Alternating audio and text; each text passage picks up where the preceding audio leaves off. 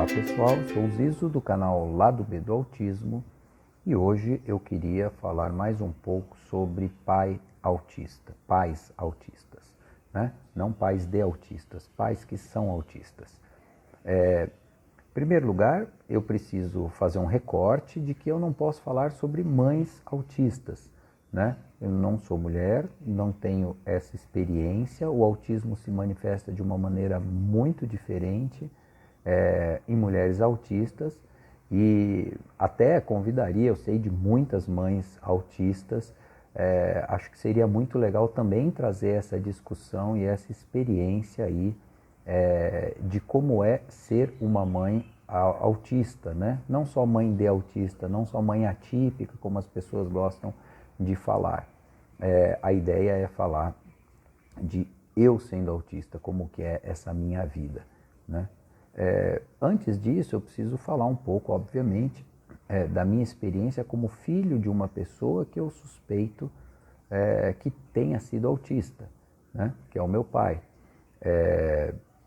Primeiro, volto a ressaltar, não existia diagnóstico, as pessoas viviam sem saber porque agiam daquela maneira. Ninguém falava de autismo, não tinha diagnóstico oficial de autismo, então as pessoas simplesmente eram diferentes das outras, agiam de determinadas maneiras, mas ignorando aquela condição, né? Então, eu desconfio, eu acho que meu pai era autista, porque ele morreu em 88 antes do diagnóstico oficial de autismo nível 1 de suporte. Então, não tenho como afirmar que ele era autista, mas por toda a convivência, por tudo que eu vivenciei, eu tenho uma forte suspeita de que ele fosse autista. Então, vou ter como dado de que ele era um pai autista. Eu também não sabia que eu era autista. Eu sei que eu sou porque eu tenho diagnóstico, né? Então, hoje eu sei que eu sou uma pessoa autista, mas naquela época eu não fazia a mais remota ideia de por que eu sentia, pensava, via o mundo de uma determinada maneira diferente das outras pessoas. Eu simplesmente era daquele jeito. Aquela era a minha vida e aquele era meu pai. Durante muito tempo, eu vivi padecendo da ideia de que meu pai era uma pessoa muito cruel comigo. Ele era muito distante, muito frio e muito exigente. Eu sofria muito. Por exemplo, um relato que eu sempre faço quando eu falo dele, de que quando a gente saía e, por exemplo, ia num restaurante e tal, e naquela época era um grande evento fazer esse tipo de coisa, ele fazia o pedido para todo mundo e dizia para mim, não, você vai ter que pedir direto para o garçom o seu refrigerante. Para mim aquilo era uma tortura horrenda. Imagina para uma criança autista, com toda a dificuldade social que tem, ter que virar para uma pessoa estranha e pedir o refrigerante. Muitas refeições eu fiquei sem pedir, porque era muito difícil para mim. Me lembro de situações dele me levar, por exemplo, numa loja, em algum lugar assim, e falar, ó, você que vai pedir. Aí ele virava e falava assim, ó, só que você tem que falar alto, você tem que falar olhando para a pessoa, e ele me dava umas dicas. E para mim aquilo era quase que um treinamento militar, aquela coisa que aparece em filme, sabe, dos caras sofrendo lá, para mim era assim, era uma coisa extremamente sofrida, sádica, porque a minha dificuldade para fazer essas coisas era enorme, eu falava, meu, por que ele fica me botando nessas situações? Como eu disse, eu sempre relatei, falei, nossa, nunca recebi um beijo do meu pai, raramente, nunca fazia um carinho em mim, e tudo isso gerava muito sofrimento para mim, dessa figura desse pai distante, frio, carrasco, né? Tudo isso antes da perspectiva do meu diagnóstico. Bom, pois bem, passou muito tempo da minha vida, meu pai faleceu, passaram-se muitos anos depois que ele faleceu em 88, portanto quase 30 anos se passaram até que eu recebi meu diagnóstico. E comecei a ler a respeito do autismo, comecei a conhecer, e isso lançou uma luz completamente diferente sobre aquele relacionamento.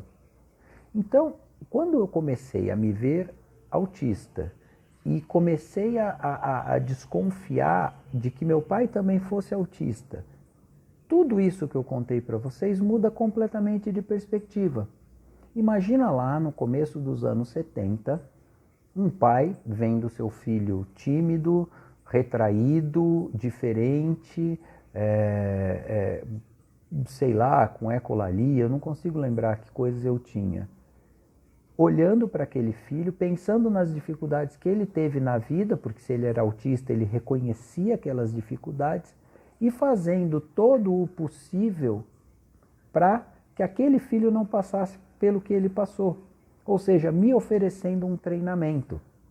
Vê como muda de perspectiva, vê como daquele pai carrasco, hostil, indiferente, vira um pai que estava fazendo um gigantesco esforço, sem nenhum conhecimento técnico da condição dele ou da minha, para me dar um treinamento para que eu conseguisse me virar na vida.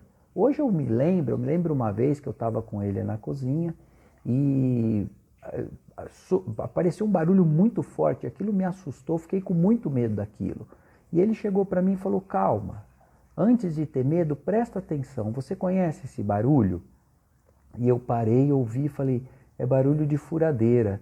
Ele falou, então, o que está acontecendo? Ah, acho que o vizinho está furando alguma coisa.